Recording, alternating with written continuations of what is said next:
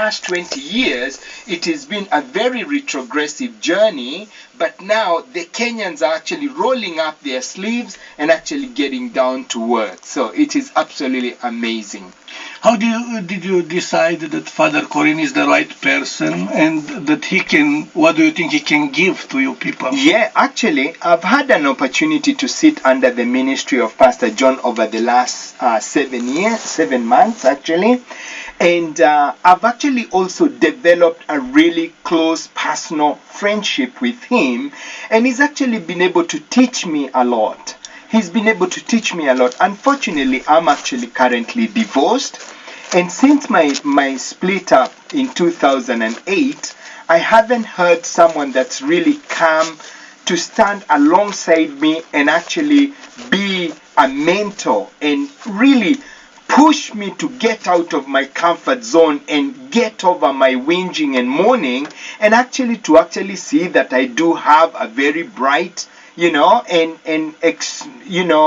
exciting future He's a great ahead. counselor, yeah? Absolutely. And your people needs counseling. He has been a very good counselor to me, and he's also taken me to his extensive library. I don't know whether you, Ben, are aware or whether your listeners are aware, but Pastor John was actually nominated as an Australian of the Year in 2008. We are very proud of it. Oh, fantastic. So you're aware of that? Yeah, we are aware and we are very proud of him, and that's why we are, this is another reason to make us proud. Thank you. Because it's one of our nation fellow men which is going to do something good and make us a good name. Absolutely. In Kenya, absolutely. Actually, when I actually saw the certifications in his library, I actually chastised him because he had never talked about this information to our church.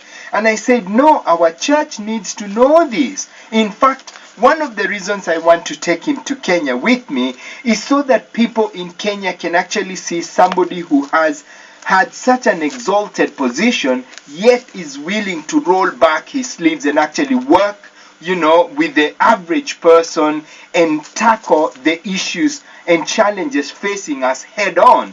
And I think that is going to be a really productive time for both Pastor John and myself and the people of Kenya. I know you speak very good English. Kenya have their own language? Thank you. Actually, yes, Kenya actually has 41 different languages, and most people in Kenya would speak at least 3 languages. They would speak their mother language. My mother language is Kikuyu, and then they would speak Swahili. Swahili is an international language that's spoken by about 15 different African countries with a population of more than 500 million people. And then most people would also speak a bit of English as well.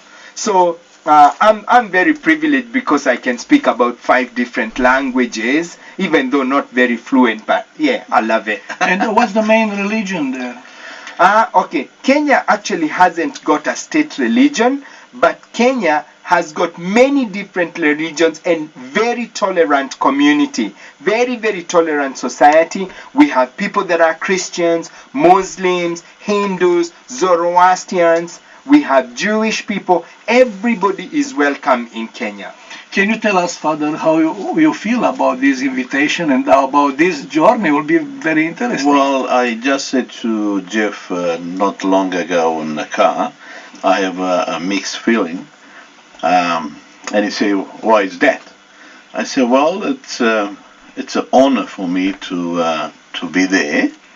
And also, I'm aware it's a big responsibility for me to be there and to among that people, especially when already Jeff arranged everything for me to teaching, to have some evangelism and preaching in the churches, meet with the pastors, plus at you'll have to get a police training college.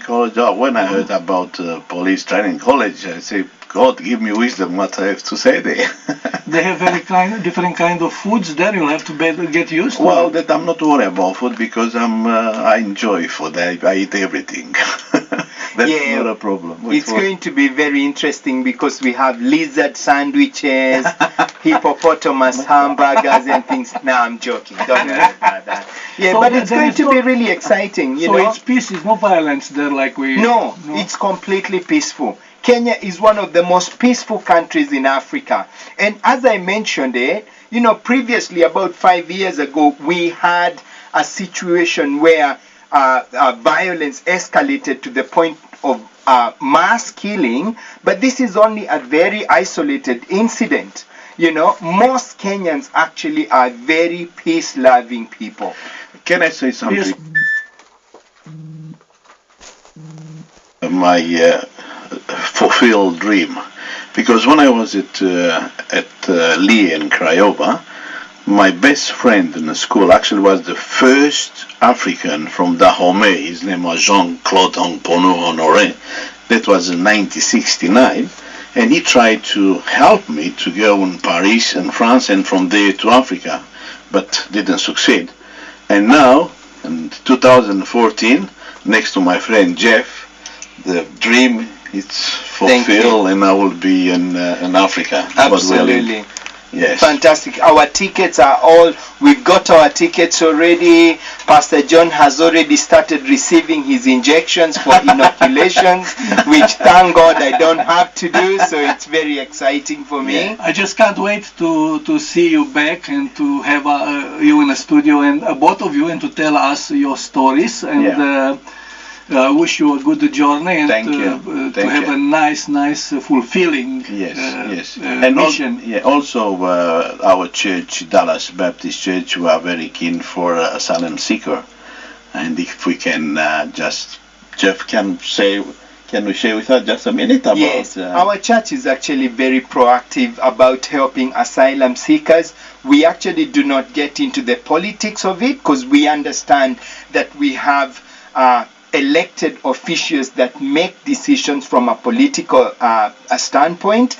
But for us as a local church, we actually want to be available to invite all the asylum seekers and be there to provide a safe environment for them. And actually last Sunday, our church was involved. A number of our church leaders went for a 5-hour walk with Tree and his group that are actually walking from Melbourne to Canberra. They will actually be arriving in Canberra on Easter Sunday. So keep a look at this. Okay, good luck. Thank you very much for Thank the you. Thank you. Thank you.